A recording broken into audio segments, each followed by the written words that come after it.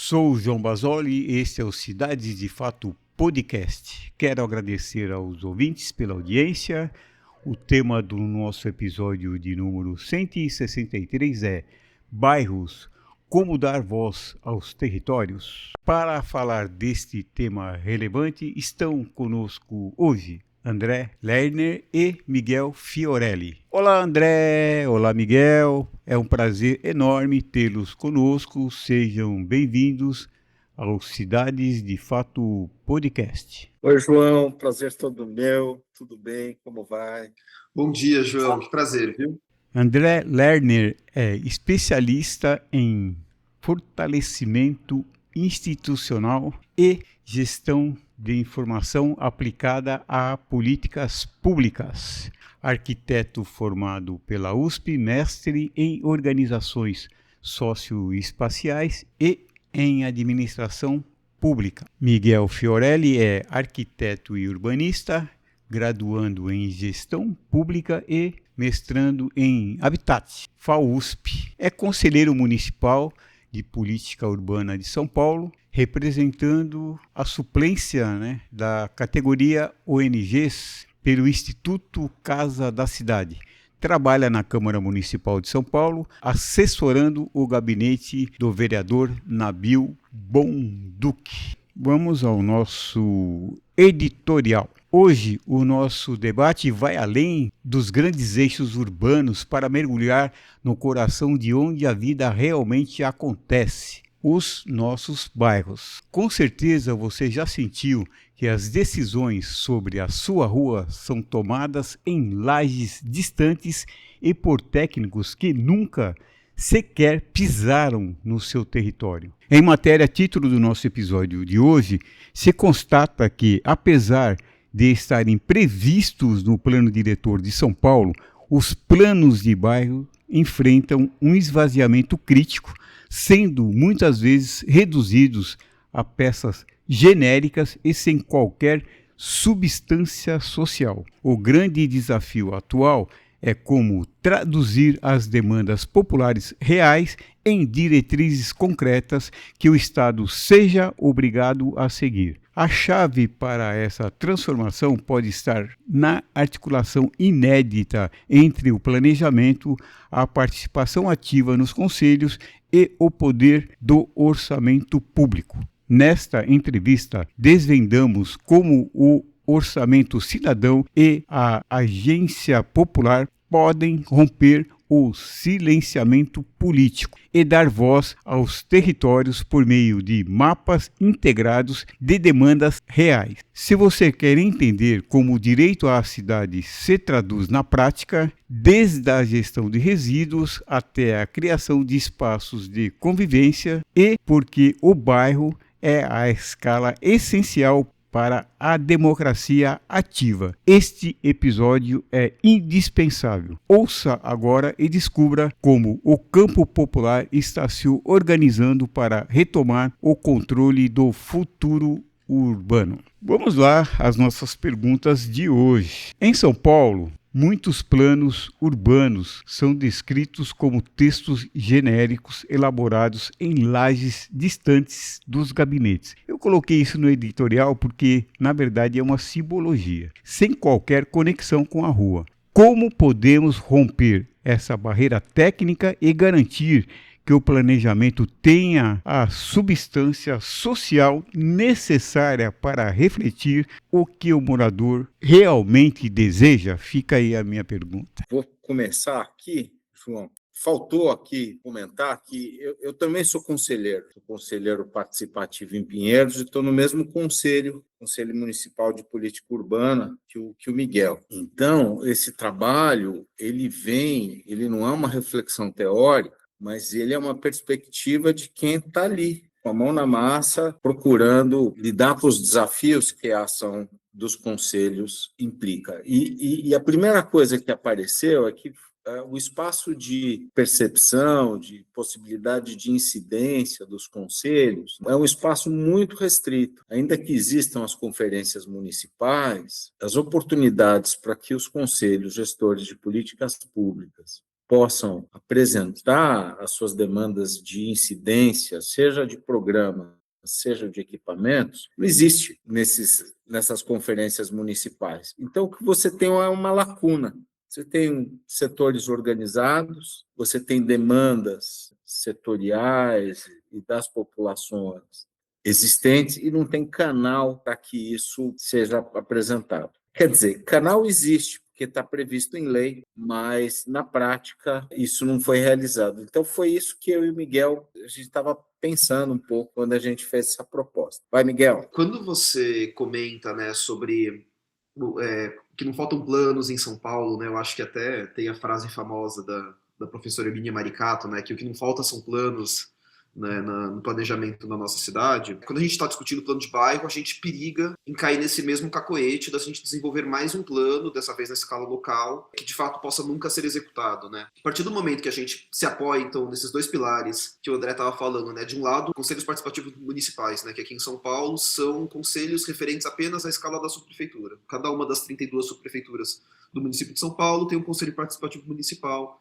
que vai, então, fiscalizar, supervisionar as ações da subprefeitura. E, de um lado, o orçamento cidadão, que é uma política pública recente no município de São Paulo, que, na verdade, ela não existe um marco, não é uma política pública, lógico, mas que não tem um marco normativo robusto que garante essa aplicação. Não, acho que o quarto ou quinto ano, né, André, que ela está sendo executada em São Paulo, mas ela basicamente parte da vontade do executivo de direcionar uma verba, então, para cada conselho participativo municipal, junto, né, com uma plataforma participativa, né, que é o Participe Mais, possa decidir, então, algumas obras de execução. Partindo desses dois pilares, a gente conseguiria, então, garantir, de um lado, que esses planos de gaveta, né, que são executados aos montes no município de São Paulo, em várias outras cidades do Brasil, consigam, de um lado, ter uma governança por parte dos conselhos participativos e, de um lado, uma execução com uma destinação de uma verba específica para isso.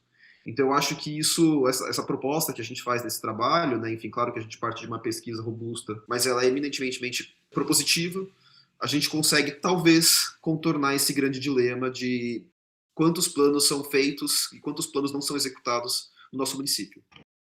É importante dizer, João, que a gente não inventou isso. Isso tudo está em lei, tudo em lei, né? Então, se você pega Então, assim, eu não sei se isso é aplicável no Brasil inteiro, mas a gente tem uma jurisprudência que São Paulo apresenta e que permitiria, então, a gente desdobrar isso para o resto do país, né? Então, o nosso plano diretor, no artigo 347 a 350, ele mostra de uma maneira muito clara, né, quais são os elementos que devem ser levantados, né, para consubstanciar um plano de bairro. E aí não são elementos necessariamente de natureza urbana ambiental, são elementos programáticos de políticas públicas, né, de localização de serviços, que, então, interpretados, né, por arquitetos, podem dar, né, um desenho, né, urbano-ambiental. Então, o que eu quero dizer? Você tem uma escola, você tem uma praça, você tem uma região de habitação, como que crianças e velhos podem, por exemplo, ter acessibilidade, né, triangulando esses lugares de maneira plena e tranquila. Então, primeiro, a gente precisa, né, caracterizar a implementação desses serviços e desses equipamentos para depois pensar como que a cidade ela pode, enfim, ser desenhada para construir essa articulação. Mas isso, de qualquer maneira, essa também em São Paulo, né, a legislação está na Lei Orgânica do Município, no artigo 55, prevê que os conselheiros participativos municipais, ou seja, os conselheiros territoriais, façam essa articulação. Só que a gente não tinha espaço para isso ser feito. Aliás, a gente ainda não tem, né? Essa é uma articulação que demanda capacidade gerencial, capacidade de Estado. Por isso que a gente pensou que uma proposta no orçamento cidadão para essa finalidade seria muito bem-vinda. E é isso que a gente propôs e deu certo, porque a prefeitura tentou rebater, mas isso estava previsto em lei, quer dizer, não havia nada que desabonasse a proposta. Aliás, eu tenho que dar aqui o crédito que a primeira vez que eu ouvi falar nessa possibilidade foi o Og Dória que me falou, que é casado com a Ana Wilheim. A gente estava conversando e o Og falou, olha, dá para contratar projetos, estudos no Orçamento Cidadão, não só obras. Aí eu fiquei com isso na cabeça, falei, olha, a gente pode ir por aí. Então, a gente está construindo, na verdade, um contrato que tem duas componentes. Ele precisa ser executado, mas tem uma componente de gerenciamento muito forte, que implica a costura, o entendimento, a escuta de todos os conselhos gestores de políticas públicas e o registro dessas demandas em mapas e documentos, e que essa informação possa circular pelos outros conselhos e pela própria população do bairro, para que a gente possa construir junto uma visão de futuro. Então, tem um know-how aí que a gente está construindo, que é essa ideia de que o plano ele seja não algo técnico, no sentido de ser uma série de preceitos de desenho urbano e ambiental, mas ser um diálogo franco com a sociedade, que as pessoas consigam se enxergar ou enxergar a cidade que desejam ali. E existe uma embocadura para que isso possa ser encaixado dentro da lei. Então, está aí. A gente precisa ser sistemático, devagarinho implantando. O texto ele menciona um silenciamento político, né, causado por falta de integração, um pouco do que você falou aí, entre os conselhos e o planejamento municipal. Eu pergunto, de que maneira a criação de um mapa integrado de demandas pode dar viabilidade às necessidades reais dos bairros e impedir que as vontades do governo sejam unilaterais? Miguel, você me interrompe se você quiser, tá? Eu estou indo aí, mas vamos lá. Na verdade, o que aconteceu, eu faço parte do núcleo de democracia e ação coletiva do SEBRAE. A gente estuda relação entre sociedade civil e Estado. E eu, como arquiteto, tenho um olhar muito particular desse campo, porque eu não olho esse campo necessariamente como cientista político, mas como planejador, como aquele cara que, enfim, né, o arquiteto é aquele sujeito que naturalmente faz uma escuta ampla, né, porque ele tem que integrar meios e modos de produção e todos os envolvidos. Isso faz parte da nossa profissão.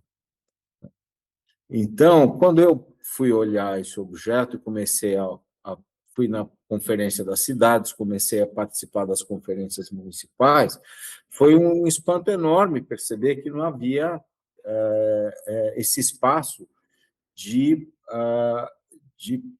para que os conselhos gestores de políticas públicas pudessem colocar suas demandas.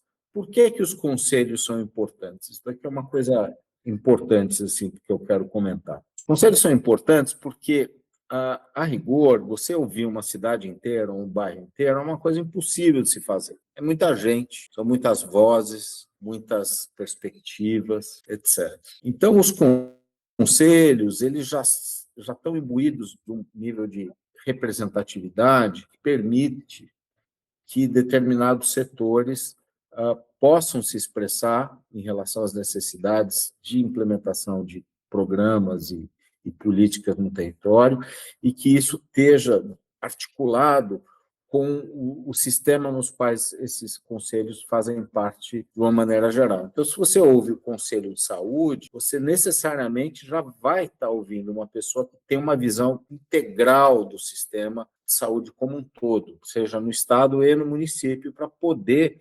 circunstanciar a necessidade do bairro. Obviamente, essa expressão, né, setorial vai ter que passar pelo crivo da população dali. Mas esse é um diálogo, isso é um espaço que não existe hoje. E esse é um espaço que deveria vir, a rigor, do próprio Estado, da própria prefeitura. Mas isso não acontece, porque isso dá trabalho. Então, as pessoas, né, os governos, e eu não posso criticá-los por isso, eles fazem uma gestão minimamente participativa. Enquanto que o artigo 55 da Lei Orgânica do Município diz que cabem aos conselhos de representantes, além do estabelecido em lei, construir a participação em nível local e construir propostas. Então, a lei ela coloca preceitos mínimos de participação, mas cabe à sociedade civil construir, né, esses espaços e consolidar esses espaços e promover o seu desenvolvimento e o seu registro em lei. Então, isso é um debate difícil, um debate árduo, né? Mas a gente está muito otimista com a possibilidade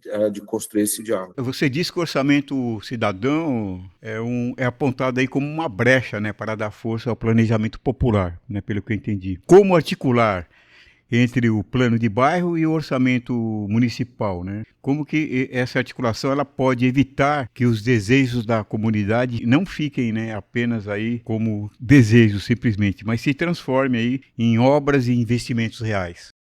Acaba sendo, Basoli, porque como justamente nessa enfraquecimento da função dos conselhos, o orçamento cidadão, acho que ele acaba dando uma competência maior para o CPM, sobretudo, que antes não estava previsto. O que a gente tem visto aqui em São Paulo, e é muito complicado isso, porque eu acho que envolve fatores parapolíticos, mas nos conselhos deliberativos, a gente vê que há uma influência, às vezes até de abuso do poder econômico, justamente para que se elejam conselheiros alinhados com o governo, alinhados com vereadores da base governista, e isso acaba afetando, assim, completamente a própria dinâmica do conselho, porque a sociedade civil deixa de estar representada e sim apenas interesses particularistas. Do outro lado, quando são conselhos que não são conselhos realmente de supervisão, aí sim qualquer parecer, qualquer ofício, qualquer posicionamento desses conselhos, eles acabam sendo desconsiderados. A partir do momento que você consegue dar uma caneta na mão dos CPMs, que não é um conselho deliberativo, você acaba mudando a dinâmica de poder dentro da subprefeitura, no caso, e isso impacta diretamente. O problema do orçamento cidadão, no meu entendimento,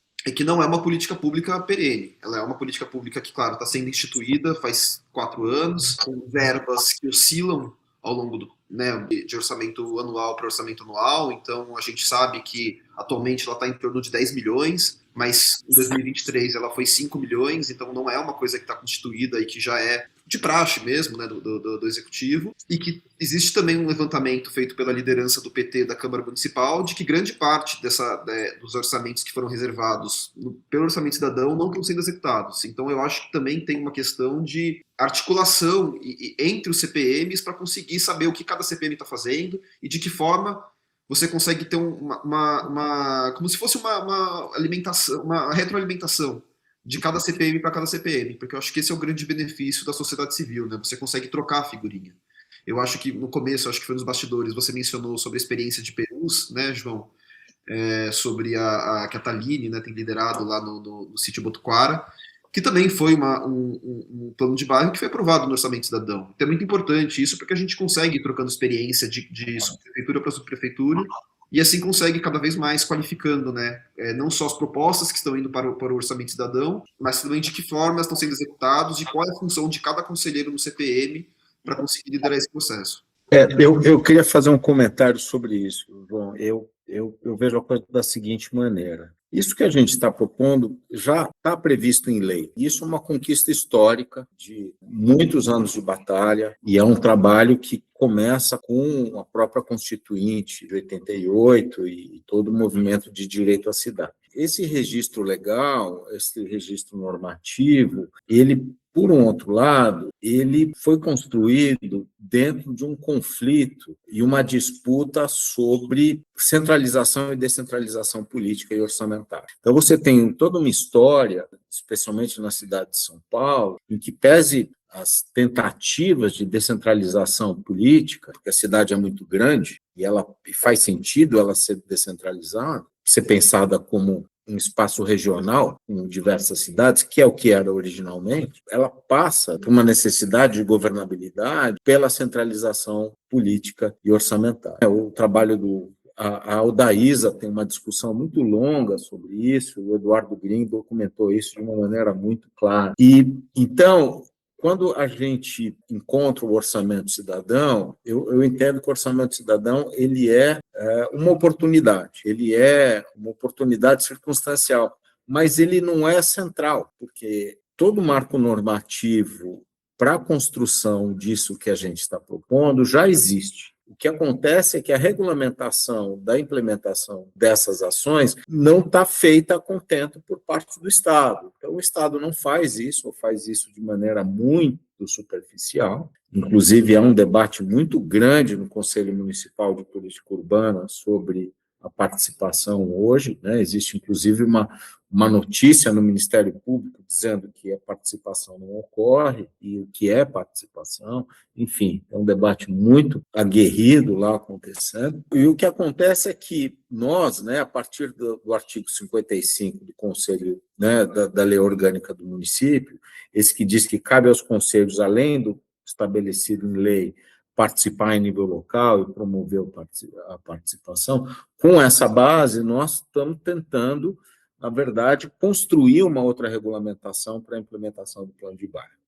Então, a gente espera que, obviamente, que isso aconteça, né, por hora, pelo orçamento cidadão, mas que isso seja regulamentado e entre em lei, na medida que... Porque os recursos para isso são muito baixos, sabe? E os efeitos são tremendos, quer dizer, então, hoje a gente achou essa oportunidade, né, de implementar isso e de construir, né, um processo e um expediente processual que permita a gente construir um referencial normativo e legal para a implementação disso.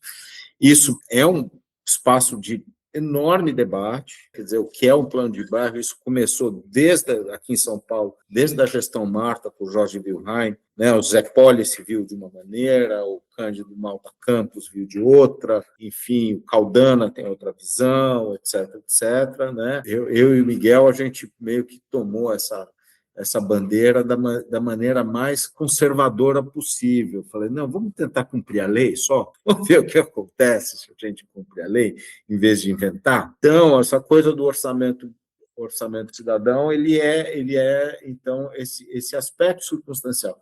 A gente espera que, a partir daí, a gente construa uma força social para que esses recursos não sejam mais um problema. Porque também, se não vier do orçamento social, isso poderia ser, como já foi, financiado pelo campo público não estatal. O Jardim La Penha foi financiado pela Fundação Tite Setúbal. Então, o que a gente está à procura aqui, na verdade, é da construção de um referencial técnico e político, né, de construção e de envolvimento das pessoas, de articulação dos conselhos, da identificação de necessidades comuns e sinergéticas entre os conselhos, que eles possam disputar espaço e recursos também entre eles abertamente, não tendo que passar pela cúpula, pelo secretariado, essa discussão, que isso possa acontecer também na base e no corpo desses setores organizados, e que a gente possa envolver a cidade toda nessa discussão.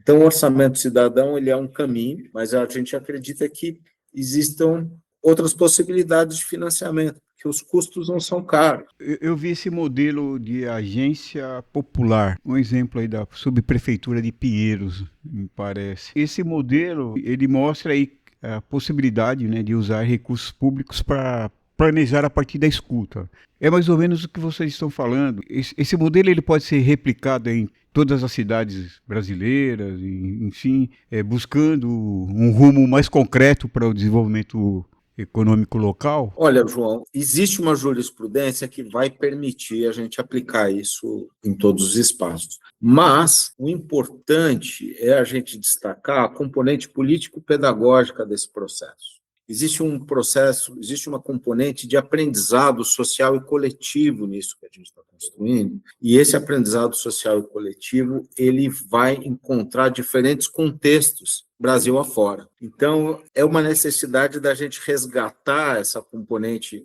freiriana do nosso planejamento, que já existe, e que a gente precisa ir, né, amparado por esse marco normativo, amparado por essa potência, por essa necessidade, a gente vai ter que construir um caminho, e cada local é um local, né? Eu vou complementar aqui, Miguel, porque veja bem, o André até incluiu aí a legislação, né? Então, A legislação permite que o plano de bairro aponte áreas aí para hortas urbanas, enfim, gestão de resíduos, cooperativas de catadores, né? Então, complementando, né, como o uso dessas ferramentas pode mudar a cara das periferias, né, transformando espaços ociosos em locais de convivência social, cultura e desenvolvimento econômico local propriamente dito. Queria ouvir de você, Miguel.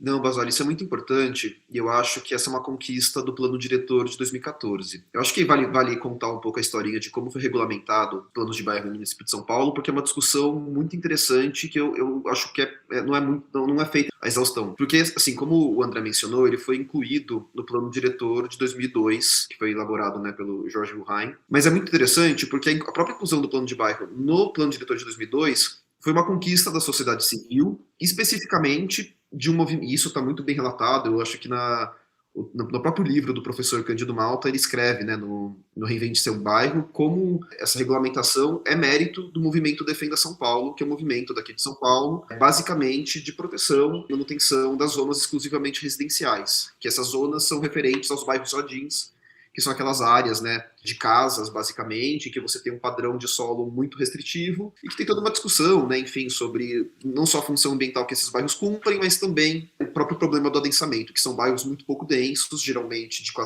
nem classe média alta, mas de classe alta, enfim, que ocupam grandes porções do território, o centro expandido principalmente. Enfim, eu acho que essa é interessante porque o plano de bairro ele entra na legislação paulistana como uma recomendação a esses bairros de jardim. Ele não entra como uma sugestão para bairros periféricos ou até mesmo para bairros, né, de classe média em áreas de qualificação urbana. O que é muito interessante porque que noção de bairro é essa que se planeja discutir e qual sociedade civil se elege como apta para poder desenvolver um plano de bairro, né? E isso é uma pergunta que a gente faz em relação ao plano diretor de 2002 que não permanece respondida, né? A gente se indaga se talvez essa escolha de recomendar aos bairros das zonas exclusivamente residenciais não parte um pouco do pressuposto de que existiriam outras ferramentas participativas para ZEIs, por exemplo, né, como conselhos de gestão de ZEIs.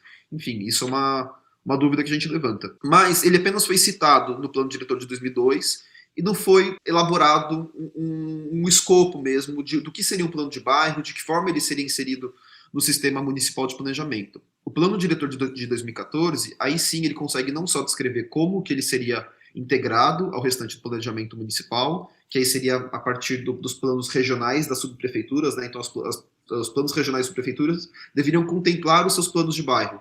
E de todo o levantamento que a gente fez de todos os planos regionais das subprefeituras, tem apenas um plano de bairro que de fato foi inserido no plano regional, que depois a gente pode falar dessa experiência mais para frente. Mas o que você citou em relação à definição de hortas comunitárias, elencar quais são as necessidades daquele bairro, a gente consegue ver que o escopo de um plano de bairro elencado pelo plano diretor de 2014 está muito baseado até mesmo na lógica do desenho urbano. E isso me chama muito a atenção, porque a partir do momento que um plano de bairro, plano diretor, ele atribui ao plano de bairro a função de, por exemplo, citar quais são os pontos de um bairro que precisariam de incremento da iluminação pública, por exemplo, quais seriam os lugares prioritários para a implantação de mobiliário urbano, onde poderiam ser inseridas lombofaixas, por exemplo. Isso acaba atribuindo uma outra escala ao plano, obviamente, mas uma outra função realmente que é de desenho, que eu acho que é uma coisa muito interessante, porque isso não está previsto nos planos regionais, isso não está previsto no plano diretor, não é função do plano diretor chegar nesse tipo de minúcia, e que eu acho que essa lógica acaba ressoando muito. Sem falar também de algumas coisas que é muito interessante quando a gente lê o plano diretor de 2014. 10 anos depois, a gente acaba vendo algumas coisas que estão muito no espírito do tempo de 2014, e eu falo isso coisas que não são, obviamente, que não deixaram de ser pertinentes, longe disso. Mas quando a gente vê aqui em São Paulo o movimento participativo que levou, né, na elaboração do plano diretor de 2014, qual era o contexto dos movimentos sociais na época, a gente vê como, por exemplo, o plano diretor de 2014, que foi elaborado durante a gestão do Fernando Haddad, dá muita atenção para ciclofaixas, que foi uma marca da gestão Haddad, dá muita atenção para as hortas comunitárias, que obviamente são extremamente relevantes, mas também fazem parte do contexto político e da sociedade civil da época, que deu sustentação social a esse movimento. A gente consegue ver como o escopo do plano de bairro ele acaba contemplando quesitos que estavam no espírito do tempo mesmo. Então, acho Isso é muito interessante. Como o André colocou aí, né, sobre a legislação, porque mesmo existindo na lei, os planos de bairros enfrentam baixo engajamento comunitário, fraco reconhecimento político, seria essa dificuldade uma consequência direta do esvaziamento do poder local ou da opção, né, pelas práticas patrimonialistas, né, na gestão das nossas cidades. Estou colocando até essa pergunta porque nós elaboramos aqui o plano de bairro do Jardim Aureni 4 e a primeira coisa que nós optamos é criar um projeto de lei e entregar aqui na Câmara Municipal, entendendo que a lei seria uma forma, né, de fortalecer a proposta, né? Mas aí, né, vocês mostram aqui essas questões, né, das dificuldades que realmente permanecem aí de engajamento e a relação do poder local. Vamos lá, quero ouvir vocês sobre essa questão. Mas olha, eu acho que tem vários fatores. Eu acho que tem um que diz respeito ao próprio sistema municipal de planejamento e como ele foi organizado a partir de 2014, e eu acho que tem alguns problemas que são inerentes à própria lacuna normativa do plano de bairro. Em relação ao sistema municipal de planejamento, o plano diretor, né, de 2002, na verdade, todos os planos diretores elaborados desde o Estatuto da Cidade em São Paulo, eles prevêem, então, que o plano de bairro deveria, então, sustentar e subsidiar a elaboração dos planos regionais, que, por vez, deveriam subsidiar, então, a elaboração do plano diretor de 2014, do plano diretor. Isso aconteceu, por mais que isso esteja previsto no plano diretor, isso aconteceu ao contrário, ao revés, no município de São Paulo. Primeiro porque, assim, a gente tem um plano diretor, então, cuja última grande revisão foi feita em 2014, com algumas alterações pontuais em 2023 e 2024, mas planos regionais que foram elaborados em 2016 e planos de ação que estão sendo elaborados agora. Então, você já vê que colocou completamente os pés na cabeça, e os planos de bairro acabaram pipocando de maneira muito esparsa pelo município, de maneira até mesmo desarticulada com a própria legislação. A gente vê planos de bairro que dificilmente estariam contemplados no que prevê o plano diretor de 2014 e que, por vez, não foram, então, incorporados no sistema municipal de planejamento, porque não foi feita uma revisão dos planos regionais desde 2016. Então, tudo que foi elaborado a partir de 2016 e no levantamento que eu e o pesquisador Daniel Lutfi, a gente fez num artigo que foi publicado no Fórum SP25, de levantamento realmente dos planos de bairro, a gente consegue ver que a grande maioria deles foram elaborados a partir de 2016. Então, de fato, não teria nem como eles terem sido contemplados no sistema municipal de planejamento. E segundo, Basoli, por que isso? Por mais que o plano diretor de 2014 ele consiga desenvolver um escopo para o plano de bairro, ainda assim, ele é muito deficiente em conseguir elencar quais agentes competem a própria elaboração do plano, né? Lógico que ele prevê a participação da sociedade civil, mas como o próprio André mencionou, existem várias experiências aqui em São Paulo que foram elaborados basicamente completamente pelo terceiro setor, com atuação, alguns planos de bairro que contaram com muito auxílio de universidades, principalmente o Mackenzie, mas ainda assim houveram pouquíssimas articulações com o poder público, e quando foi feita com o poder local, principalmente com as subprefeituras. Então, como isso, que tem a proposta de ser, então, uma peça do planejamento, ou seja, ela tem uma função de ser incorporada na legislação e perdurar por um tempo, né? Enfim, o plano ele tem que durar anos, décadas.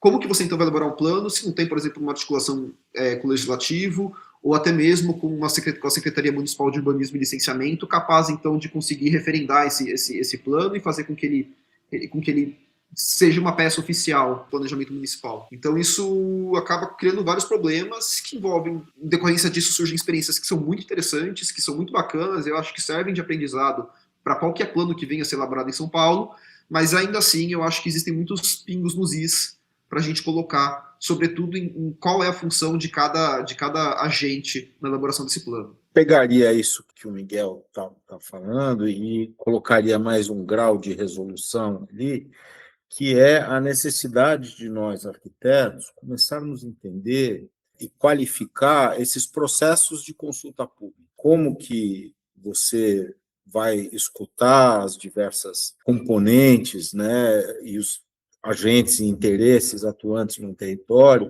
e quais as técnicas que você vai utilizar para isso. Porque você simplesmente fazer aquelas reuniões setoriais com, sei lá, 20, 30, 50 pessoas, pode cumprir, pode suprir a lei, mas de fato não dialoga com o corpo da sociedade em si. E esse diálogo de mobilização, esse tema, né, mobilização social, é um tema muito em voga hoje por conta das redes sociais, das mídias sociais e das novas plataformas de comunicação. Então, existe, né, nós, como arquitetos, né, a possibilidade da gente entender quais são as dimensões de construção do espaço público, que vai além de uma reunião colegiada protocolar. É importante entender quais são os limites dessas técnicas, né, e como que essas técnicas de consulta, elas podem ser aplicadas em contextos diferentes, em bairros menores, em bairros maiores, em bairros heterogêneos, em bairros mais dispersos, em bairros ultradensos. Fazer uma consulta em Copacabana, né, é muito diferente de você fazer uma consulta em Marcilac ou Perus. Você não pode simplesmente usar a mesma metodologia e usar a mesma técnica. Então, nós, como arquitetos, né, tem uma responsabilidade no desenho desses processos, que é uma coisa muito particular, né? Lembrando que faz parte da nossa profissão conseguir fazer uma avaliação programática discutindo com vários atores e vários setores, né? Quando você vai construir uma indústria, um hospital ou um equipamento complexo, como uma biblioteca-bairro, você fala com engenheiros, você fala com o setor público, você fala com movimentos sociais, você entende dificuldades normativas da legislação, você fala com o corpo de bombeiros, você fala com um monte de gente. Então, o nosso papel, né, como arquiteto, é justamente ter essa capacidade de mediação, construir essa capacidade de mediação. Isso foi uma coisa que eu vi o Fernando Chassel fazer com muita habilidade. Então, é muito importante envolver o maior número de pessoas da maneira quanto antes nessas construções. E esse envolvimento também ele não pode ser caótico numa espécie de plenário. A gente tentou, né, Miguel, fazer um primeiro encontro sobre plano de bairro, foi uma tragédia, ninguém se entendia. Então, a gente precisa ter, né, um referencial, precisamos ter uma metodologia, e aí, construir uma metodologia, chamar todas as pessoas. Então, né, só te respondendo, Basoli, eu acho que faz parte do espírito do tempo, né, nós pensarmos o arquiteto como essa pessoa com capacidade de diálogo, não como um autor, como um especialista, mas como uma pessoa que é capaz de conversar com todo mundo. E aí eu vou terminando por aqui essa fala, né, o Pedro Jacobi, né, é uma grande inspiração, que ele trabalha com ciência pós-normal, e ele fala da necessidade da gente ouvir os diversos atores para construir não teses gerais, mas para construir soluções específicas para aquilo que se apresenta. Então, o plano de bairro ele é um acordo que ele vai ter uma duração, e ele vai ser um trabalho de diálogo permanente, periódico, né? Ele vai ser a instalação de uma capacidade e a construção de um modo de fazer. É um desafio, de fato. É um pouco do que você tá trabalhando aí, metodologia, né? Tá, essas questões. A gente precisa pensar em transformar o cidadão em protagonista, né? Na verdade, né? E permitir que esse cidadão decida, né? A intervenção do poder público e da universidade, às vezes, ela não caminha dentro dessa perspectiva, né? Porque é o que você colocou, os profissionais vão lá com seu conhecimento técnico e, às vezes, em alguma situação, ele termina impondo. E o poder público, ele vem com um pacote pronto, né? O plano diretor é bem um pouco disso. Eu acho que isso que você está falando, Basoli, é fundamental, porque é o seguinte, os bairros já existem. Não é que a gente chega com o plano de bairro e antes não existia um bairro, depois, quando a gente fez um plano, agora existe um bairro. Os bairros já existem. E, especialmente, esses bairros extremamente vulneráveis, eles são dotados de uma capacidade de gestão, de articulação e de construção de uma potência de vida que já está lá, né? Nos cabe reconhecer e construir possibilidades para que esses bairros possam construir processos coletivos de prefiguração de futuro. A gente auxilia, mas a gente não é dono de nada. Então, os bairros já têm. Então, a gente precisa reconhecer essas pessoas. Diria o seguinte: o Plano Diretor de São Paulo prevê que o plano de bairro identifique manifestações artísticas e patrimônio ambiental, que são normalmente dispensáveis, né, pelo poder público. Eles não se preocupam, o orçamento público não tem essa abrangência aí, né, tal. O que a gente entende, até pelo sentimento, né, de pertencimento e servir de base em cidades mais humanas, feministas, antirracistas, enfim, essas questões que são necessárias a gente verificar. E são situações muito diferentes, né?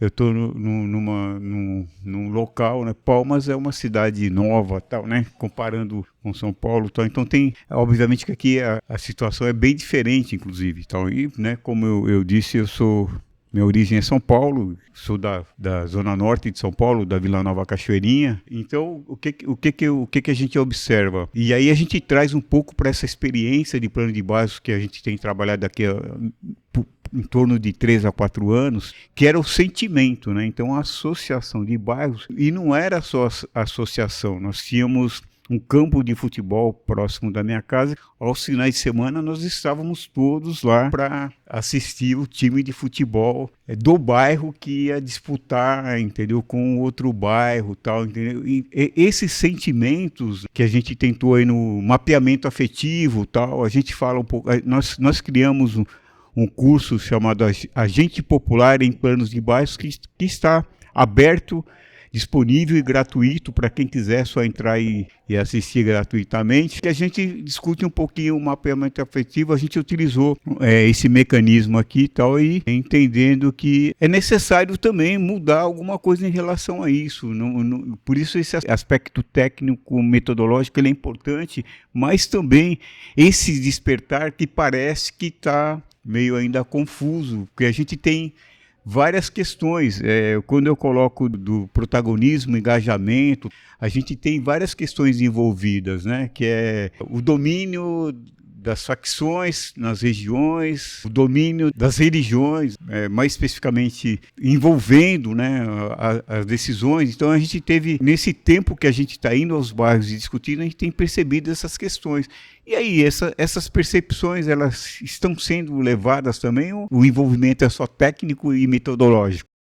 Olha, eu acho que você pegou um ponto crucial aqui, né? Porque, na verdade, existe uma necessidade de triangulação e equalização, primeiro, do executivo, da capacidade de implementação do plano de bairro, da necessidade da população, mas a qualificação dessa relação entre essa necessidade difusa e ampla, tal, ao nosso ver, isso deve passar pelos conselhos. Existe uma institucionalidade construída pela implementação dos conselhos gestores de políticas públicas e depois pelos conselhos territoriais, que é um tema muito importante para balizar e construir qualificar essa escuta do território.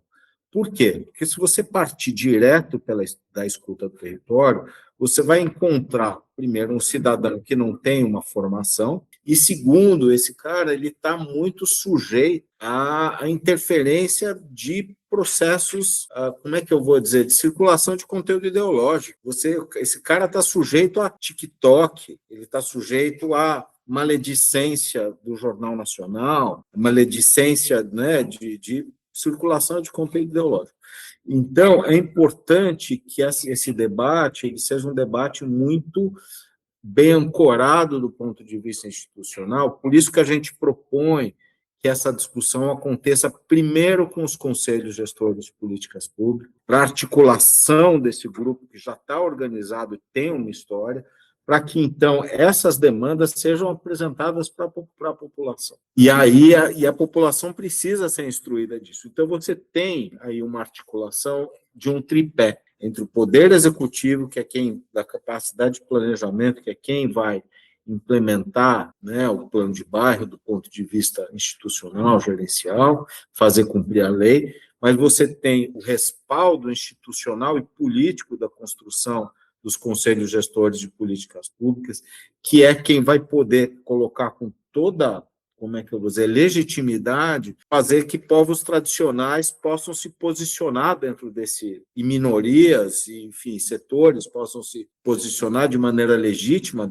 dentro desse processo, e depois a população. Porque a população, ela facilmente ela pode ser conduzida a um movimento de escolha majoritária, ou você pode também, enfim, levar, e que eu acho super importante, em conta um pedaço da história daquela localidade, mas é importante também você entender como o sistema de políticas públicas está funcionando. Então, os conselhos, né, e isso é uma coisa que está de maneira muito... Aí é um pulo do gato, porque se ainda o artigo 350 e 347 coloca essas demandas programáticas, quando você vai ler na lei orgânica do município, quem implementa, quem levanta isso, é o Conselho Participativo Municipal, cuja prerrogativa é integrar as demandas dos outros conselhos gestores. Então, a gente está construindo, na verdade, a gente está compondo um mosaico institucional. A gente parte do plano diretor como um grande orientador, mas a gente utiliza como esteio a lei orgânica do município, que é a lei máxima, né? E os agentes de organização do território são esses conselhos cuja prerrogativa não é ouvir a população só. E, aliás, não é ouvir a população, é organizar e integrar a ação dos outros conselhos. Então, é por aí que a gente vê. Eu tenho uma visão que eu acho que é um pouco divergente da do André. Eu acho que, assim, mas olha, se apresenta um problema que faz parte, obviamente, de viver em cidades, né? Obviamente, a gente vai estar convivendo com o diferente, eu acho que isso faz parte do próprio sentido da formação histórica do espaço urbano, assim. Então, não necessariamente eu acredito que o plano de bairro ele tenha que ser absoluto para o mesmo território. Porque pegar um exemplo muito caro do Bom Retiro, que é um bairro multiétnico aqui em São Paulo, é reconhecido por essa diversidade cultural. Eu tenho certeza que o Bom Retiro que a comunidade judaica vive é muito diferente do Bom Retiro que a comunidade coreana. Qual seria o problema de você fazer um plano de bairro elaborado, por exemplo, pela comunidade judaica, que se sobreponha ao plano de bairro elaborado pela comunidade coreana, que se sobreponha ao plano de bairro do Bom Retiro desenvolvido pela comunidade boliviana? Apesar deles estarem ocupando o mesmo território, habitando, com às vezes em momentos de conflito, às vezes em momentos pacíficos, mas coexistindo nesse mesmo território, com todas as suas contradições e com todas as suas virtudes que aparecem nesse convívio, né? Eu acredito que talvez pregar por um plano de bairro pela maioria não seja exatamente um caminho que a gente possa estar usufruindo de todo o potencial que essa convivência ela pode possibilitar, sabe? Claro que eu acho que seria uma escolha democrática e que contemplaria tudo que a gente vive de cultura política no Brasil. Mas será que talvez no território, justamente a gente conseguindo contemplar todas as contradições, todas as potencialidades que esses palimpsestos e essas múltiplas camadas podem usufruir, a gente conseguir construir uma possibilidade de sociedade diferente, que consiga, então, partir de uma contemplação de tudo aquilo que a gente constrói enquanto corpo social, dentro das nossas diferenças e contemplando as nossas visões distintas de cidade. Eu acho que é uma maneira da gente conseguir não apaziguar os conflitos, mas a gente conseguir integrar os conflitos entre si, porque eu acho que o conflito é natural, ele faz parte da nossa vivência na sociedade, da nossa construção de cidade. Eu acho que isso, não sei, acaba sendo um potencial revolucionário mesmo, assim, né? A gente conseguir pensar no modelo político e de construção do território não seja baseado nessa institucionalidade de planozinho, de plano diretor, plano regional, executivo, legislativo, judiciário, e o voto da maioria, e que sobressai o voto o posicionamento da maioria, sabe? Enfim, eu acho que isso é um ponto a gente a ser explorado, eu acho que carece até mesmo de uma base filosófica, epistemológica mesmo, para a gente conseguir dar conta de como a gente consegue, então, construir essa sociedade dentro de uma cidade capitalista, enfim, extremamente desigual e com conflitos de classe tão nítidos. Queria só fazer um comentário que, assim, eu não vejo divergência entre o que você disse e o que eu falei.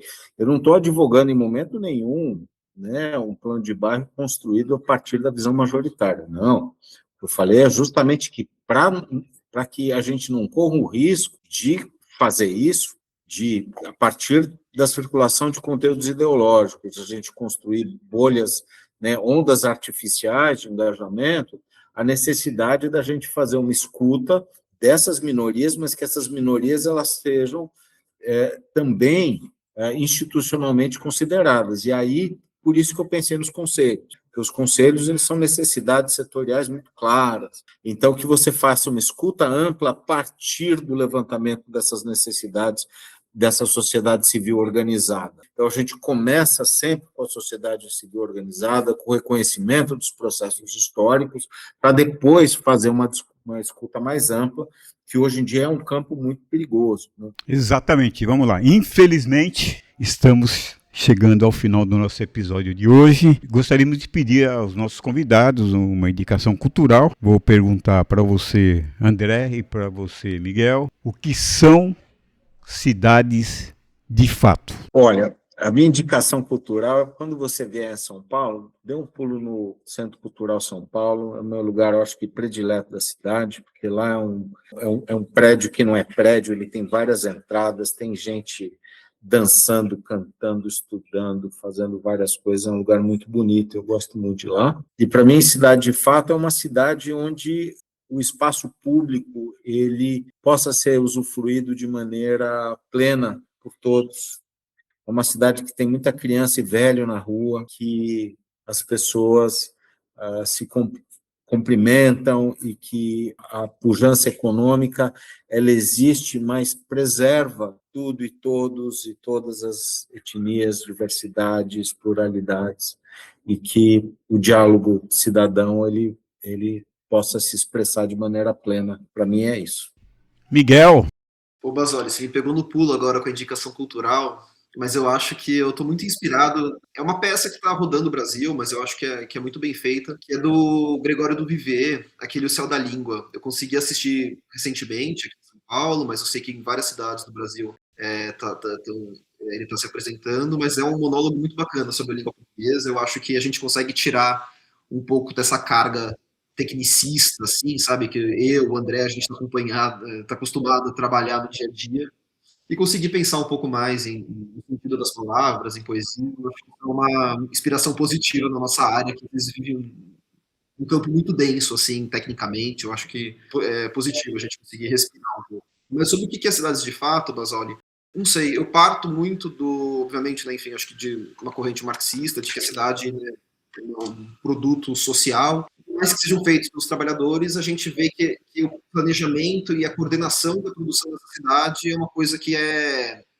privilégio de poucos, né? Ela é muito concentrada eu acho que uma cidade, de fato, é uma cidade que a gente consiga ter maior capacidade, menos desigualdade na nossa capacidade de produção da cidade em si, sabe? Eu sinto que tudo do meu bairro não foi eu que participei, não fui eu que eu não me sinto refletido nisso, porque não foi uma coisa que muitas vezes preexiste a minha própria existência, na minha condição de jovem, mas ao mesmo tempo são coisas que são tão grandes, assim, que a gente sente tão pequenos na nossa capacidade de incidência, que me motiva na militância, que me motiva no ativismo, me motiva na nossa articulação para a construção de uma cidade mais justa, uma cidade mais distribuída, e ainda assim que a gente que a nossa voz seja ouvida na nossa capacidade de produção dessa cidade. Então, acho que uma cidade de fato é uma cidade que é produzida por todos, de fato. Eu quero agradecer a todos que contribuíram e contribuem para esse projeto se manter no seu 6º ano de atividade. Agradecemos aos nossos convidados e peço aí que deixem as suas considerações finais para finalizar a nossa conversa de hoje. João, eu quero te agradecer. Eu acho que você está fazendo um trabalho incrível, né, de ouvir e recolher essas múltiplas vozes. Eu acho que 160 episódios é uma coisa super importante e quero agradecer pelo espaço e pela qualidade do debate. Enfim, uma satisfação e um privilégio estar aqui. Obrigado. Basoli, queria parabenizar também, porque eu acho que é um trabalho muito bacana de divulgação científica e de um campo que eu acho que é de interesse de muitos, mas pouco discutido, né? Eu acho que a gente consegue ver nas redes sociais que o urbanismo é um tema que mobiliza e que cada pessoa, como tem uma vivência na cidade, acaba tendo uma opinião sobre determinado assunto, mas ainda assim eu acho que falta pessoas na internet realmente conseguindo discutir isso e conseguindo fazer um trabalho de divulgação ampla. Então, obrigado pelo espaço, eu estou aqui à disposição para a gente poder discutir sobre qualquer tema, e agradecer também ao meu parceiro André, na elaboração desse trabalho. Como eu disse, ele está sendo submetido ao Simpósio Nacional de Plano de Bairro, então a gente está no preparativo aí para participar do evento. Quero agradecer aos nossos ouvintes também convidar a todos para o dia 17, 18 e 19 de junho, aqui em Palmas, vai acontecer o 2º Simpósio Nacional de Planos de Bairros, né, com 3 mesas espetaculares, muitas pessoas especialistas no tema para vir discutir. Enfim, será amplo, geral e restrito. Contamos com a participação de todos aqui em Palmas. Espero que tenham gostado da nossa conversa de hoje e até o nosso próximo episódio. Tchau!